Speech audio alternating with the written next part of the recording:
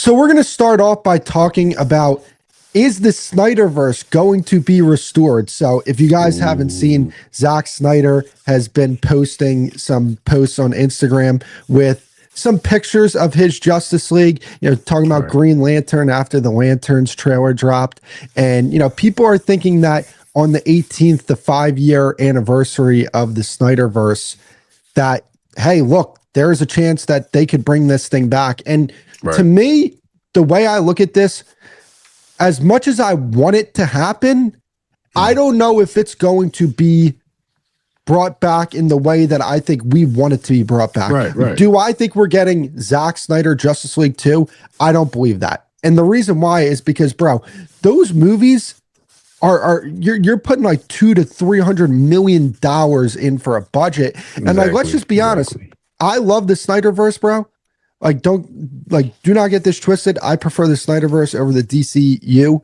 I love Zack Snyder as a director, but at the same time, the movies just did not make the type of box office that would make sense for a studio to say, hey, let's give this guy a gigantic budget and let's move forward with Justice League, Zack Snyder 2 and 3. And to me, could it be brought back in an animated form? Maybe. Is this something with Paramount where, maybe they don't have a great relationship with James Gunn, but they still want the DC, they still want all the things that come with DC, and maybe they see that there is a lot of people on social media calling for the restoration of the Snyderverse. I don't know. Tone, what do you think about this? Here's my take on it, bro. Honestly, compared to what we have now, I much rather prefer the Snyderverse, okay? People hate on it. People didn't like the direction, this and that. But honestly, I like the direction. I wanted them to finish out the story just to see where it would end up. So you talk about the cryptic message with potentially it coming back. I don't think it would be a bad idea necessarily. But maybe to a different capacity to which it was initially, coming out for sure. Because we're still going to have James Gunn doing his thing with the universe. But like I said, if they brought back the Snyderverse in some capacity, I think that could definitely work. They could definitely coincide and, like a Crisis on Infinite Earths type situation where it could mesh together into this big battle or something, you know what I'm saying? So that's what I think. Yeah, and see, here's my problem when it comes to the way people look at Snyderverse fans like you and I.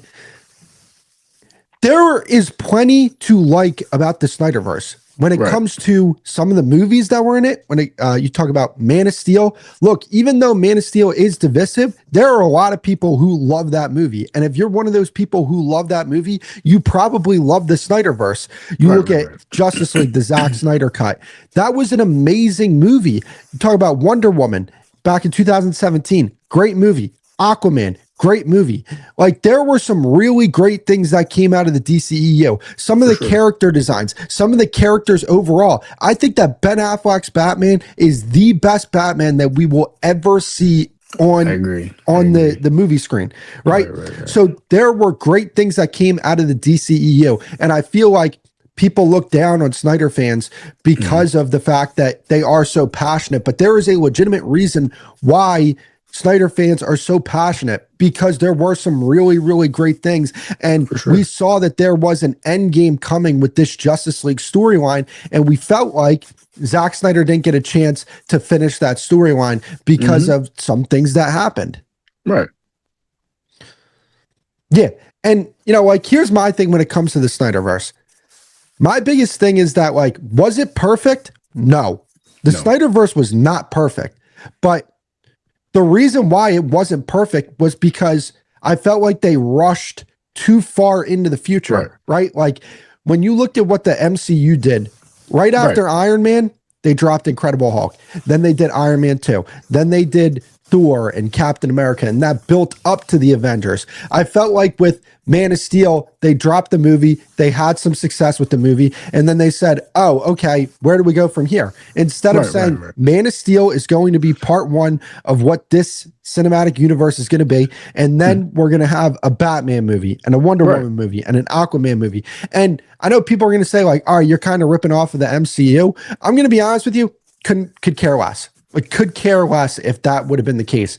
But what happened Facts. was they went from Man of Steel, and then instead of going through the process, they essentially, to put this into Marvel terms, they Mm, said, okay, here's Iron Man. Now we're going to go into Civil War. And we didn't establish Captain America. We didn't establish the other characters exactly. in the Exactly. movie.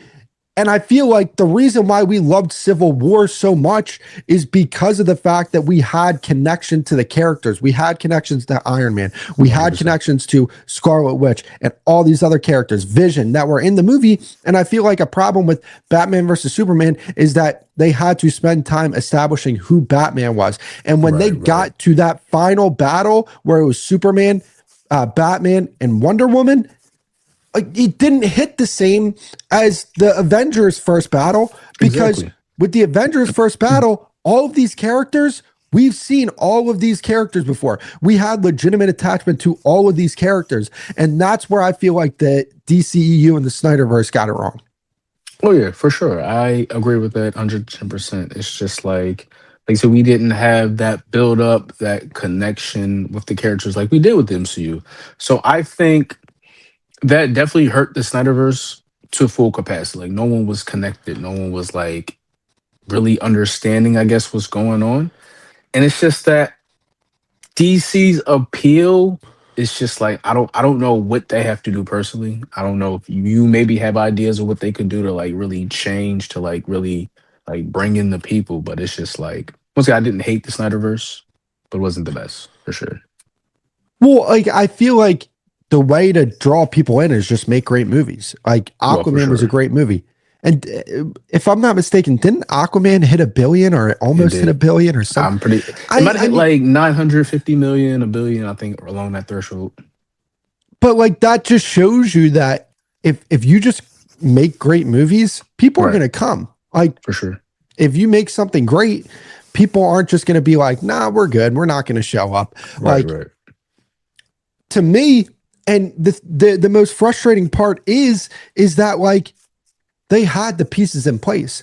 Like They if you're did. telling me the Aquaman movie came before Batman versus Superman and the Wonder Woman movie came before Batman versus Superman, and you had a Right. Batman movie that came before Batman versus Superman, then Mm, you're building up to that Batman versus Superman, and you're like, whoa, like this is crazy. right. Like Facts. then you don't have to spend time setting up who Batman is and establishing who Batman is, because Mhm. I felt like that kind of took away from the movie a little bit.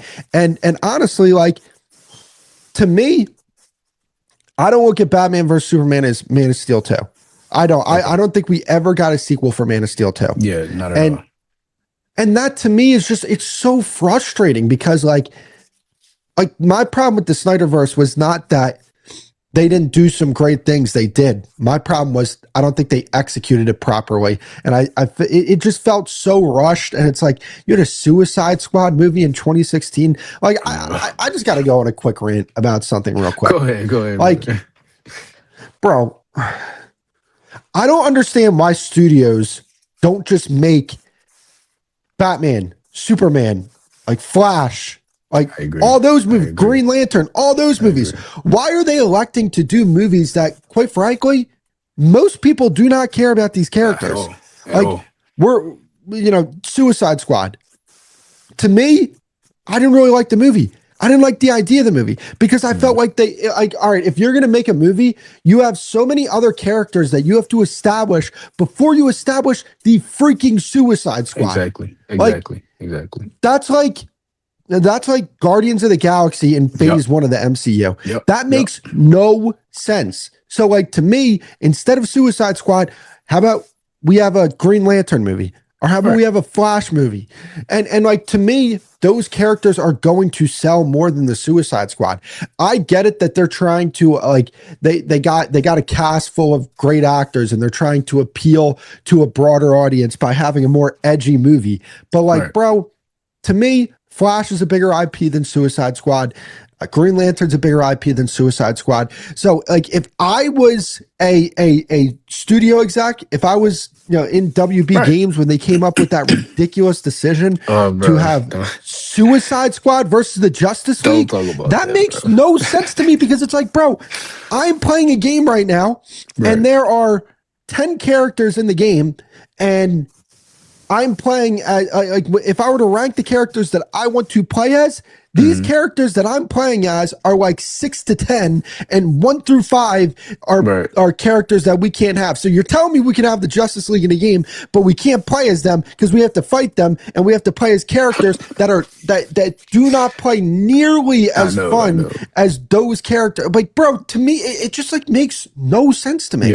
Like Yeah. these studios, they put forward these high budgets when it comes to these movies, and then they have like these kind of ridiculous ideas, like bro, a Harley Quinn movie, like a Birds Yo, of Prey dude. movie. Dude. What are we even doing, bro?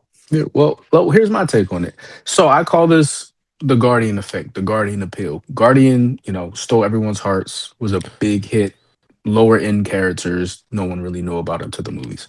So these studios now have just been trying to push that out, be like, oh, let's make a new Guardians. Oh, let's get these characters into the forefront. Like you said, your average fan, we don't care about these C-list, low beer, like B tier characters. We want, like you said, the heavy hitters. We want Batman, Superman, Wonder Woman, Flash, Green Lantern. That's what we want. That's what we want to see. Honestly, these execs, like I said, they see what Guardians did and the success, but like they have to realize like that's not the way to go. It's just not the way to go. Like, so you bring up the Suicide Squad. Literally, they're trying to make the Suicide Squad like the Guardians, and it's just not working. It's just not working. And they're doing the same thing with Creature Commandos. Mind you, I like Creature Commandos. Pretty good show. But like, they just got to stop it, bro. Like, think about this. We're getting Creature Commandos, multiple like appearances of Rick Flag Sr. more than we have Batman, bro. Like, really let that sink in. I don't want to see Rick Flag Sr. more than Batman, bro. So it's just like, Like, dude, bro, I legit would, like, if I was a studio head, I'd be like, this is your plan. We exactly. have eh, Batman is the greatest character in literature history. There is no character that touches Batman. And the reason Right. why I say that is because Batman is the most versatile character. He can be in a horror movie, he could be in a thriller, he could For be in a sure. sci-fi, he could be in a comic, he could be in a video game, he could be in a TV show, and it all works. It all fits. So if I'm a studio exec and I'm seeing Right. that we're building a universe, and this kind of goes to the James Gunn thing, that we're building a universe and we're not having Batman in the Right. Right. forefront. Exactly. Like, Exactly. Superman is a great character. He's a great character. He is Mhm. not nearly close to the level of Batman. I agree. Batman is by far the best character in superheroes. He is the best character in literature.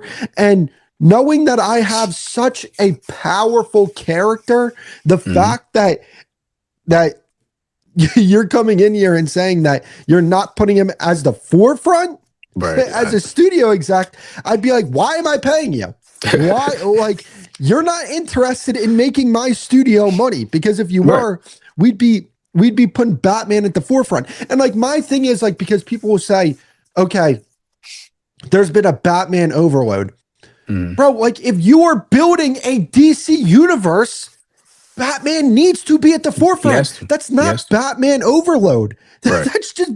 That's DC Comics. That's building a cinematic universe around Exactly. the DC properties. How Exactly, are you bro. going to do it without putting Batman in the forefront? It makes no sense to me. I don't know, man. Just my final thought on that. It's just like, I don't know. I don't know. I'm hearing, by reading online, looking on Twitter, we're not seeing Batman in the James Gunn universe for some time. Like, of course, we're getting Batman Part Two next year, Matt Reeves, which I'm super excited for.